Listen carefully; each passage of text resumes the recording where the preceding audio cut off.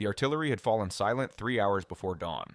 In the basement of a half-collapsed apartment building in the town of Remagen, a German mother named Frau Kesselring pressed her infant daughter against her chest, feeling the child's heartbeat through layers of thin cotton and fear. Above them, the ceiling beams groaned. Dust fell in steady streams, catching what little light came through the shattered foundation. The woman's hands trembled, not from cold, though it was cold, but from the knowledge that the Americans were coming. She had heard the stories. Every woman in the Reich had heard them. For 12 years, the Ministry of Propaganda had painted a singular picture of the enemy from across the Atlantic. Savage liberators who would defile German women, murder German children, and burn what remained of the fatherland to ash. Dr. Goebbels himself had declared it from every radio in the Reich. The Bolsheviks would come from the east with their Asian hordes, yes, but the Americans would come with their jazz music and their chewing gum and their complete disregard for European civilization. They would reduce Germany to a vassal state, a land of slaves. This is what Frau Kesselring had been told. This is what she believed as she heard the first footsteps on the rubble above her head. The collapse of Nazi Germany in the spring of 1945 was not a single moment, but a cascade of revelations. The military defeat was obvious to anyone with eyes. The Wehrmacht shattered, the Luftwaffe grounded, the cities reduced to moonscapes of brick and bone. But there was another collapse happening simultaneously, one less visible, but equally profound. The collapse of the ideological framework that had sustained the Third Reich's claim to superiority. For over a decade, the Nazi state had constructed an elaborate mythology about the weakness and degeneracy of democratic nations, particularly the United States. America was portrayed as a mongrel nation, weakened by racial mixing, corrupted by Jewish influence, and wholly incapable of producing soldiers with the martial spirit of the Germanic warrior. The propaganda machine had done its work thoroughly. By 1945, millions of Germans believed that defeat at American hands would mean not merely occupation but annihilation. The reality that unfolded in the spring of 1945 would shatter these beliefs in ways no Allied bomb ever could. When the 9th Armored Division crossed the Ludendorff Bridge at Remagen on March 7, 1945, they accomplished something no one had thought possible. They captured a bridge across the Rhine intact. Within 24 hours, thousands of American troops were pouring into the German heartland. The towns and cities beyond the Rhine had lived in a kind of terrible suspension for weeks, too far from the front to evacuate, too close to escape what was coming. The civilians who remained were predominantly women, children, and the elderly. The men were dead, or captured, or still, fighting in units that existed more on paper than in reality. What remained in places like Remagen, Koblenz, and the countless villages between them were the people propaganda had promised to protect, but had instead abandoned. Frau Kesselring heard voices above her. English, American English. She recognized it from the forbidden films she had watched before the war, before such things became unthinkable. She pulled her daughter closer. The child was silent, too weak from hunger to cry, a mercy that felt like a curse. 3 months earlier, the rations had been cut again. The milk had stopped coming. The bread was more sawdust than grain. The infant had stopped gaining weight in January. Now, in March, she felt light as paper in her mother's arms. The footsteps grew closer. A flashlight beam cut through the darkness of the basement, sweeping across the faces of the dozen women and children huddled in the space. Frau Kesselring closed her eyes. This was the moment. This was where the stories would prove true. The beam stopped on her face, and she heard a voice say something in English. Then the light moved away. What happened next would stay with Frau Kesselring for the remaining 43 years of her life. The American soldier who descended into that basement was a private named Joseph Hendricks from rural Pennsylvania. 22 years old, a farm boy who had been drafted in 1943 and had landed on Omaha Beach the previous June. He had seen the worst of the war, the hedgerows of Normandy, the frozen forests of the Ardennes, the shattered towns of the Rhineland. He had lost friends to German bullets, German shells, German mines. He had every reason to hate these people. The official line from command was clear. Don't fraternize, don't trust them, remember what they did. And yet when Private Hendricks swept his flashlight across that basement and saw the condition of the civilians huddled there, his first instinct was not vengeance. His first instinct was recognition. He saw hunger. He had grown up during the Depression, had known what it meant to wonder where the next meal would come from. He saw fear. He had felt it himself in 100 foxholes across France and Germany, and he saw children, infants and toddlers with hollow eyes and distended bellies, the universal language of starvation. Private Hendricks called up to his sergeant. Within 10 minutes, 3 more Americans had descended into the basement, and they had brought something Frau Kesselring had not seen in months. Food. Not German rations, which by March 1945 had become nearly theoretical. Not the bitter ersatz coffee or the gray bread that tasted of chemicals. The Americans brought chocolate bars, condensed milk, white bread, cheese, canned meat. They brought abundance. Private Hendricks approached Frau Kesselring carefully, speaking in slow English, holding out a can of condensed milk and gesturing to her child. The woman did not move. She had been taught that to accept anything from the enemy was collaboration, perhaps even treason. But her daughter was dying, and propaganda cannot feed an infant. She took the can. The sergeant, a man named William Kowalski from Detroit, watched this exchange and then made a decision that would be repeated thousands of times across Germany in the following weeks. He ordered his men to help evacuate the civilians from the basement to a makeshift aid station the division had established in a partially intact church 3 blocks away. The building was unstable. Another artillery barrage could bring it down at any moment. Better to move them now while there was a lull in the fighting. Private Hendricks reached for Frau Kesselring's daughter. The mother recoiled. The soldier kept his hand extended, palm up, patient. He was smiling, not with triumph, but with something closer to gentleness. Frau Kesselring looked at his face, really looked at it, and saw something she had not expected to see in an American soldier: humanity. She placed her daughter in his arms. This moment, this simple transaction of trust, was being replicated across the Western Front with a frequency that startled both the American troops and the German civilians. The mythology of the savage American liberator was colliding with the reality of young men from Iowa and Texas and New York who had been raised to help neighbors, who instinctively reached for a child in distress regardless of what uniform the child's mother might have supported. The cognitive dissonance was profound. How could these be the monsters Goebbels had warned about? How could these men who carried babies through rubble and shared their rations with enemy civilians be the same soldiers who were supposed to enslave the German people? Private Hendricks carried Frau Kesselring's daughter through the ruins of Remagen with the care he might have given his own niece. The child, whose name was Greta, weighed almost nothing. The soldier could feel her ribs through the thin cloth of her dress. Behind him, other GIs were helping elderly women navigate the debris-strewn streets, carrying toddlers on their shoulders, offering arms to those too weak to walk alone. It was not an organized humanitarian effort. There were no orders from Eisenhower to prioritize civilian comfort. It was something more instinctive, more fundamentally American. The belief that if you can help, you should help. The transformation this created in the German civilian consciousness was immediate and irreversible. Frau Kesselring watched the American soldier carry her daughter to safety, and in that watching, an entire edifice of belief began to crumble. If they had lied about this, about the nature of the American soldier, what else had they lied about? If these were the enemy, what did that make the people who had promised to protect her and had instead left her to starve in a basement? The scenes at Remagen were not unique. As American forces pushed deeper into Germany in March and April 1945, they encountered civilian populations in various states of distress. The Allied bombing campaign had destroyed not just military targets, but the infrastructure that sustained civilian life. Water systems had collapsed, food distribution networks had ceased to function, medical supplies were non-existent, and the Nazi administration, in its final spasmodic throes, had largely abandoned any pretense of caring for the people it claimed to represent. Local Nazi officials fled westward, often in commandeered vehicles, while the civilians they left behind faced the Allied advance with nothing but the propaganda that had sustained them. The growing realization that it had all been lies. The American response to this humanitarian catastrophe was not uniform. There were incidents of violence, looting, and revenge. War brutalizes everyone it touches, and the American soldier was no exception. But what characterized the American occupation in those first chaotic weeks of spring 1945 was not cruelty, but something closer to confused compassion. The GIs had expected to fight an enemy army. They had not expected to find themselves feeding enemy children. In the town of Eschweiler near Aachen, a combat medic named Robert Chen from San Francisco delivered 3 German babies in a single week, working in a basement clinic with whatever medical supplies he could scrounge. In Cologne, engineers from the 8th Infantry Division spent 4 days repairing a water main that served a neighborhood of civilians, work that had nothing to do with military objectives and everything to do with the fact that children were drinking from contaminated puddles.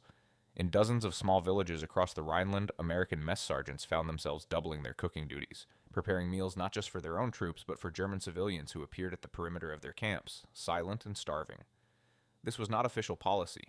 The Allied plan for occupied Germany, such as it existed in March 1945, was punitive. The Morgenthau Plan, though eventually rejected, had proposed reducing Germany to a pastoral state, stripping it of industrial capacity, ensuring it could never wage war again. The phrase "no fraternization" was repeated in briefings and printed in field manuals. The Germans had started this war. The Germans had built the camps. The Germans had unleashed horrors upon the world that defied comprehension. They deserved no sympathy, no aid, no kindness. And yet when Private Hendricks carried little Greta Kesselring to the aid station and placed her gently in the arms of an army nurse, he was not thinking about policy. He was thinking about a child who needed help. When the nurse, a lieutenant named Margaret Sullivan from Boston, examined the infant and found her severely malnourished and dehydrated, she did not consult the fraternization guidelines. She started an IV, administered glucose, and held the baby while she slept. Lieutenant Sullivan had 5 brothers, all of them in the service. She had seen what the Germans had done in France. She had treated American soldiers with horrific wounds inflicted by German weapons. None of that changed the fact that the child in her arms was dying, and she knew how to save her. Frau Kesselring waited outside the church-turned-hospital for 7 hours. She sat on a block of concrete that had once been part of someone's home and stared at nothing. Other German women sat near her, equally silent. They had been taught to fear this moment, and now they were living it, and it was nothing like what they had been told. The Americans had given them food. They had carried their children to safety. They had shown them something that 12 years of Nazi rule had nearly obliterated: mercy. When Lieutenant Sullivan emerged from the church at dusk, she found Frau Kesselring and spoke to her through an interpreter, a German-American sergeant from Milwaukee who had grown up speaking both languages. The baby would survive, the nurse said. She needed rest and proper nutrition, but she would survive. Frau Kesselring began to weep. The interpreter, Sergeant Ernst Muller, had seen this reaction before.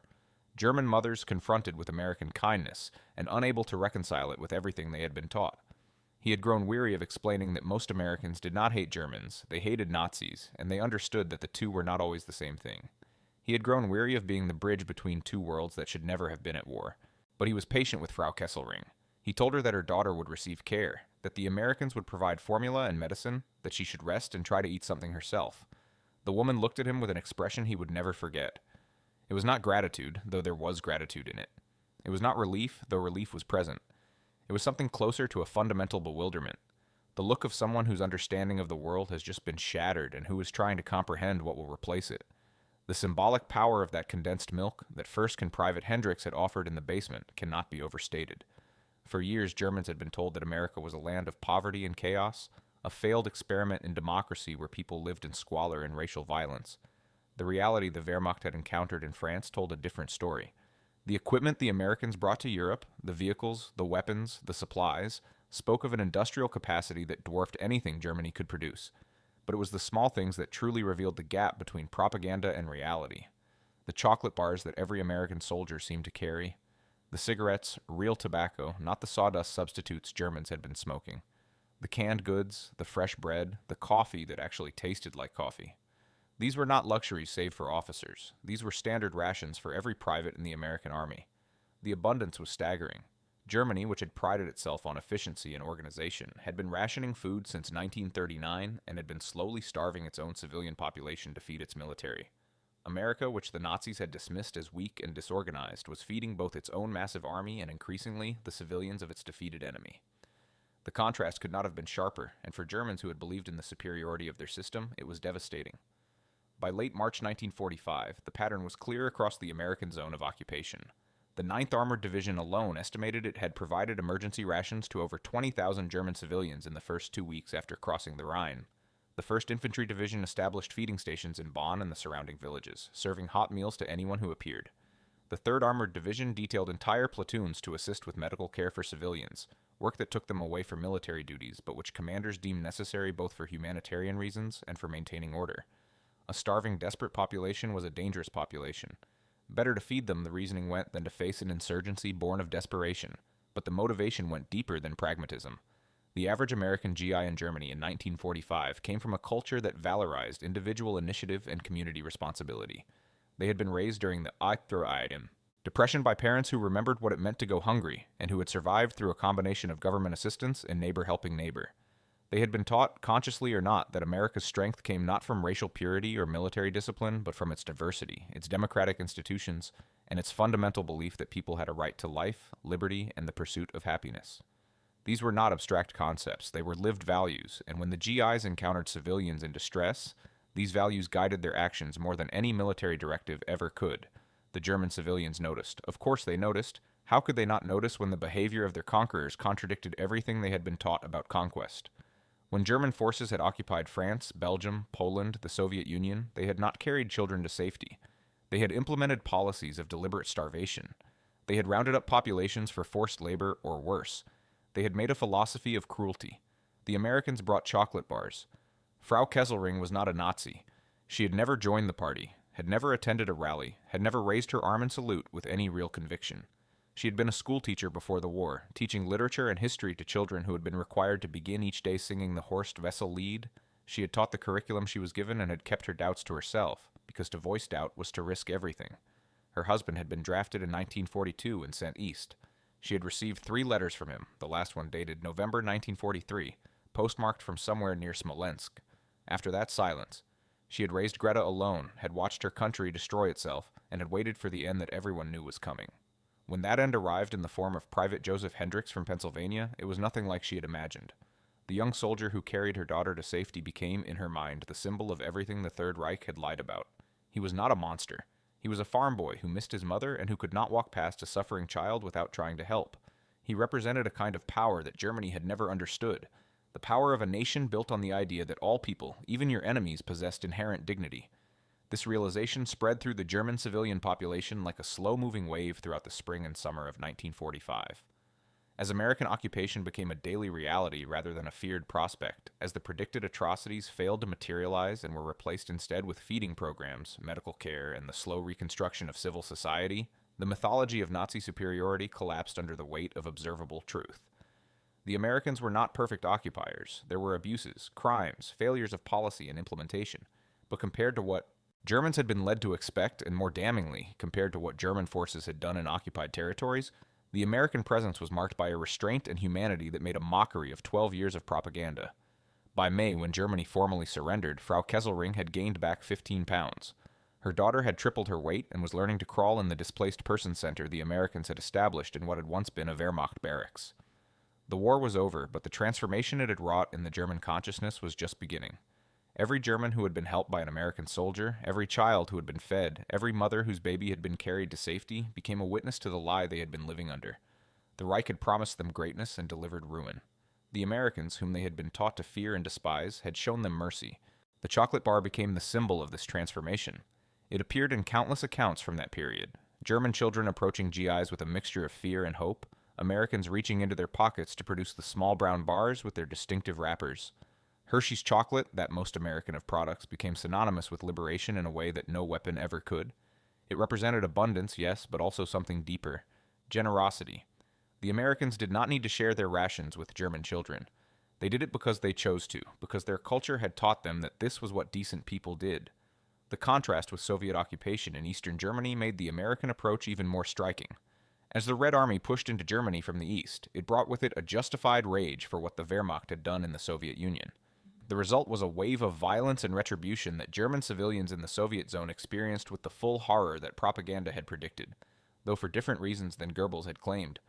The Americans in the West were different, not because they were morally superior human beings, but because they came from a different culture with different values, and because they had not endured the same level of devastation that the Soviets had suffered at German hands. The division of Germany into occupation zones created a natural experiment in governance and ideology. In the Soviet sector, the occupation was harsh and extractive. Factories were dismantled and shipped east as reparations. Food was requisitioned. The civilian population lived in fear of Soviet soldiers and Soviet administrators alike. In the American sector, by contrast, the occupation evolved rapidly from punitive to reconstructive. The GIs who had carried babies to safety in March were joined by civil affairs officers, reconstruction specialists, and eventually, through the Marshall Plan, billions of dollars in aid designed to rebuild rather than punish. The German civilians in the western zones noticed the difference immediately. Frau Kesselring had cousins in Brandenburg, in the Soviet zone. The letters that occasionally made it through told stories that made her grateful, despite everything, that the Americans had arrived first. Her cousin Helga wrote of Soviet soldiers who took what they wanted without asking, of a command structure that seemed to view German civilians as legitimate targets for revenge, of a hopelessness that pervaded daily life. In contrast, Frau Kesselring could walk to the American mess hall each morning and receive a hot meal. She could take her daughter to the American medical clinic for checkups. She could see with her own eyes American engineers working to restore electricity, to repair roads, to make life livable again. This created a cognitive shift that went beyond mere gratitude. It created a fundamental reorientation toward democracy in the West. The Germans in the American zone began to understand that their survival and eventual prosperity were linked to the very system they had been taught to despise. Democracy had not made America weak. It had made America strong enough to not only win the war, but to rebuild its enemies afterward. The free market had not created chaos, it had created the industrial abundance that now fed German children. Individual liberty had not led to social breakdown. It had produced citizens who voluntarily helped those in need, even when those in need were enemy civilians. Private Hendricks wrote home to his parents in Pennsylvania in April 1945, trying to explain what he had seen and what he had done. "I carried a German baby to the hospital today," he wrote. "She was starving.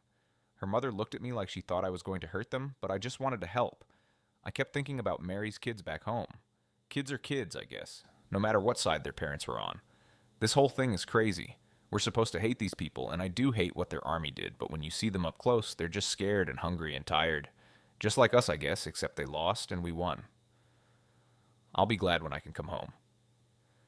That letter, preserved in a collection at the U.S. Army Heritage and Education Center, captures the essential ambivalence of the American occupation. The GIs were not naive. They knew what the German war machine had done, but they also retained the capacity to see individual Germans as individual humans, a distinction their enemy had systematically failed to make when dealing with occupied populations. This was the fundamental difference between the two systems. One had been built on the belief that some people were inherently superior to others and thus entitled to brutalize those deemed inferior, while the other, for all its flaws and contradictions, maintained at least the aspirational belief that all people possessed equal worth. The impact of this philosophy on German civilians was profound and lasting. Frau Kesselring would live until 1988, long enough to see Germany reunified and to watch her daughter raise children of her own in a prosperous, democratic West Germany. In interviews conducted by historians in the 1970s and 1980s, she consistently returned to that moment in March 1945 when Private Hendricks had reached for her daughter. "That was when I knew it was all lies," she said. "Everything they had told us, everything we had believed, lies. The Americans were supposed to be our enemies, and they saved my child's life. What does that make the people who told us to fear them?" This was the question that haunted Germany in the aftermath of the war. The physical reconstruction was difficult enough. The cities had to be rebuilt, the economy had to be revived, the population had to be fed and housed. But the psychological reconstruction was perhaps even more challenging. An entire nation had to come to terms with the fact that they had been systematically lied to, that they had supported a regime built on hatred and lies, and that their supposed enemies had shown them more humanity in defeat than their own leaders had shown them in victory. The American soldiers who participated in these small acts of mercy in the spring of 1945 did not think of themselves as agents of ideological transformation. They were just doing what seemed right in the moment. But collectively, these actions, the carrying of babies, the sharing of food, the provision of medical care, accomplished what no amount of propaganda or re-education programs could achieve. They demonstrated in practical and undeniable ways the difference between a system built on human dignity and a system built on human degradation. The process of denazification, the formal Allied program to remove Nazi ideology from German society, was often heavy-handed and imperfect. Questionnaires were filled out, party members were identified and sometimes prosecuted, symbols were banned, and monuments destroyed. But the real denazification happened in moments like the one Frau Kesselring experienced in that basement. It happened when observable reality contradicted propaganda so thoroughly that the propaganda simply collapsed. It happened when a German mother placed her dying child in the arms of an American soldier and discovered that mercy was real, that kindness existed even in war, that the enemy was human after all. The transformation was not instantaneous or universal. Some Germans retreated into bitter nostalgia for the Reich, refusing to accept responsibility for what had been done in their name. Some clung to anti-Semitism and hatred even as their cities were rebuilt with American assistance. But for millions of Germans, particularly those who had direct contact with American forces in those early months of occupation, the change was undeniable. They had seen with their own eyes that democracy worked, that diversity created strength rather than weakness, that a nation built on individual liberty could be more powerful, more prosperous, and more humane than any authoritarian state. By summer, American military government had established formal programs to address the humanitarian crisis in occupied Germany. The Army began distributing food on a systematic basis, established hospitals, and started the long process of rebuilding infrastructure.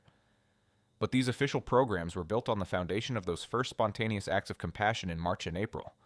The German civilians who lined up for American rations in June had already been softened by the experiences of March.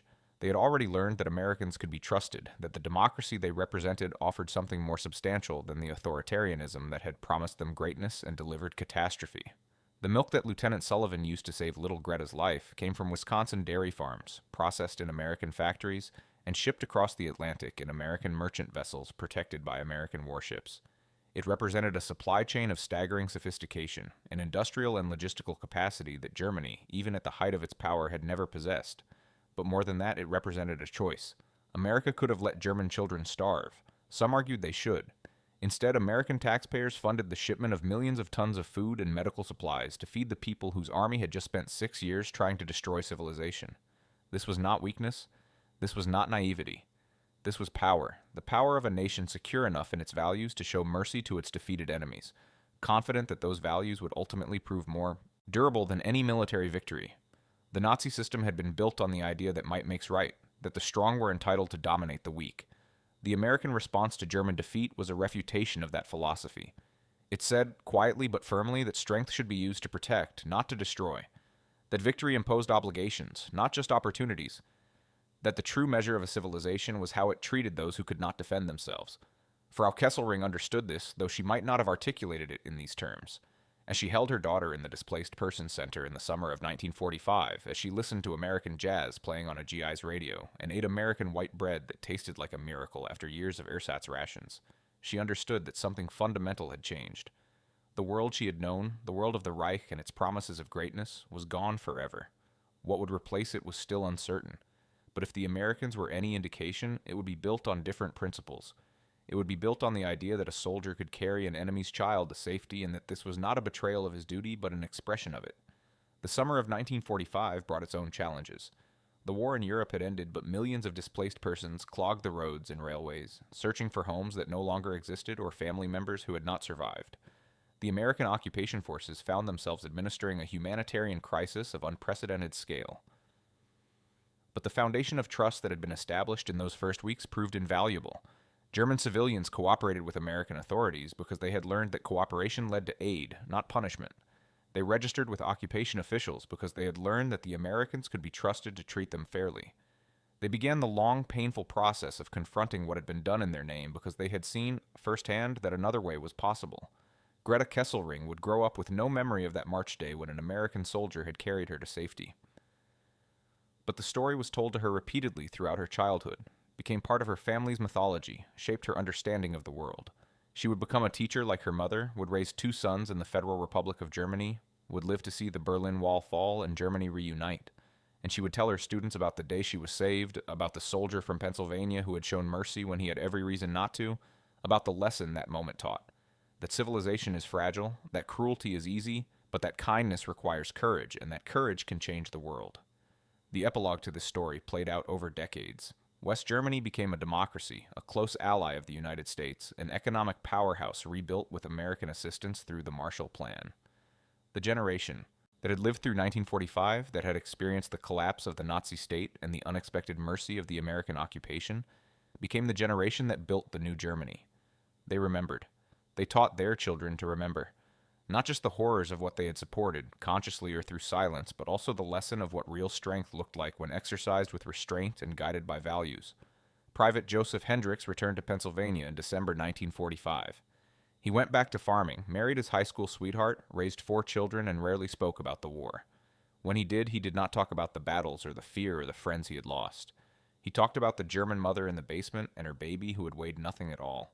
He talked about how strange it had been to be feared and then trusted, how much it had meant to see that child survive. In 1982, a German documentary crew tracked him down, working from Frau Kesselring's memories and American unit records. They asked him why he had helped. He looked confused by the question. "What else was I supposed to do?" he said. "She was a baby. You help babies." That answer, in its simplicity, captured something essential about the American character that Nazi ideology had never understood. The Reich had believed that democracy made people weak, that diversity made societies unstable, that mercy was a luxury only the powerful could afford. Private Hendricks proved them wrong. He was not weak. He had survived Omaha Beach, had fought through France and Germany against an enemy that had given no quarter, but he had retained the capacity for compassion, the instinct to help rather than harm. That was not weakness, that was strength of a kind the Third Reich had never comprehended. The babies carried to safety in the spring of 1945 grew up in a Germany transformed. They became doctors and teachers, builders and artists, mothers and fathers themselves. They lived in a country that had learned, through the most catastrophic failure imaginable, that authoritarianism led only to destruction and that democracy, for all its messiness and contradictions, offered something better. The possibility of dignity, the promise of choice, the hope that mercy might triumph over cruelty. And when they told their own children and grandchildren about the war, some of them told the story of the American soldiers who had carried them to safety, who had given their mothers food and medicine, who had shown them that the world did not have to be built on hatred. These stories became part of the fabric of German memory. a counterweight to the shame and horror of what the Reich had done. They were not excuses. Nothing could excuse the Holocaust, the aggressive wars, the deliberate cruelty of the Nazi state, but they were reminders that even in humanity's darkest hours, even in the ruins of a civilization that had chosen evil, small acts of decency remained possible. And sometimes, those small acts, a soldier carrying a baby through rubble, a nurse saving a child's life, a can of condensed milk offered without demand for payment or gratitude, could plant the seeds of something better. The mothers who wept in the spring of 1945 wept for many reasons. They wept for what they had lost, husbands, homes, the illusion of righteousness. They wept for what they had learned, that they had been deceived, that the enemy was not who they had been told. They wept from relief that their children would survive, and from shame that it had taken conquest to teach them what their own government had tried to destroy. That mercy was not weakness, that diversity was not degradation, that the measure of civilization was how you treated those who had no power to demand better treatment. In the end, the story of German mothers weeping as American soldiers carried their babies to safety is not a story about American virtue or German wickedness. It is a story about the collision of two systems, one built on the belief that some humans were inherently superior to others, and one built on the aspiration, however imperfectly realized, that all humans possessed equal dignity. When those systems met in the ruins of Germany in 1945, the outcome was never really in doubt. The question was only how much destruction would occur before the lesson was learned. The babies survived, most of them anyway. They grew up in the shadow of their parents' choices and their nation's crimes, but they also grew up in a world where an American soldier had once stopped in the middle of a war to help a child who was not his own, who belonged to a nation he had every reason to hate. That memory, repeated thousands of times across Germany in the spring of 1945, became a foundation. Not for forgetting what had happened, that could never be forgotten, but for building something different, something better. The chocolate bars and condensed milk are long gone. The soldiers who distributed them are mostly gone too, their generation passing into history. But what they represented remains. The idea that abundance should be shared, that power should be exercised with restraint, that even your enemy's children deserve compassion. These were not uniquely American values, but America, in that moment, chose to embody them. And in doing so, it won a victory more lasting than any military conquest. It won the peace. It won the future. It proved that democracy, for all its flaws, offered something authoritarianism could never provide. The freedom to choose mercy over cruelty, generosity over revenge, hope over despair. Frau Kesselring died believing that her daughter had been saved by an act of grace in a graceless time. She was right. But the grace was not miraculous or divine. It was human, which made it all the more remarkable. In the spring of 1945, in the ruins of a failed empire, young men from a distant democracy carried babies to safety because it was the right thing to do. And in doing so, they demonstrated a truth that 12 years of Nazi propaganda could not erase. That the strength of a nation lies not in its capacity for violence, but in its commitment to human dignity, not in its ability to dominate, but in its willingness to lift up even those who have fallen furthest. That is what the mothers wept for in the end. Not just for their children's survival, but for the recognition of what survival meant. It meant that the world they had known was gone, but that the world to come might be built on better foundations. It meant that mercy was real, that kindness was possible, that even in the midst of total war, humanity could reassert itself. It meant that democracy was not weakness, but strength, that diversity was not decay, but renewal, that the future belonged not to those who preached hatred, but to those who practiced compassion. The babies carried to safety became the builders of that future, and the soldiers who carried them went home, modest and silent, content in the knowledge that they had done their duty, not just as soldiers, but as human beings. That perhaps is the final lesson of that terrible spring. That duty and humanity need not be in conflict, that the warrior and the caregiver can exist in the same person, that victory means nothing if it is not tempered by mercy. In the end, the chocolate bars mattered more than the tanks. The condensed milk did more to win the peace than all the artillery in Europe. And the image of an American soldier carrying a German baby through the ruins became a symbol not of conquest, but of redemption. The possibility that even out of history's greatest catastrophe, something decent could emerge. That was the gift those young Americans gave to Germany in 1945, whether they knew it or not. Not just survival, but hope. Not just liberation, but the chance to build something better. And when the German mothers wept, they wept for all of it. The past that was lost, the future that might be gained, and the unexpected mercy that made the transition possible.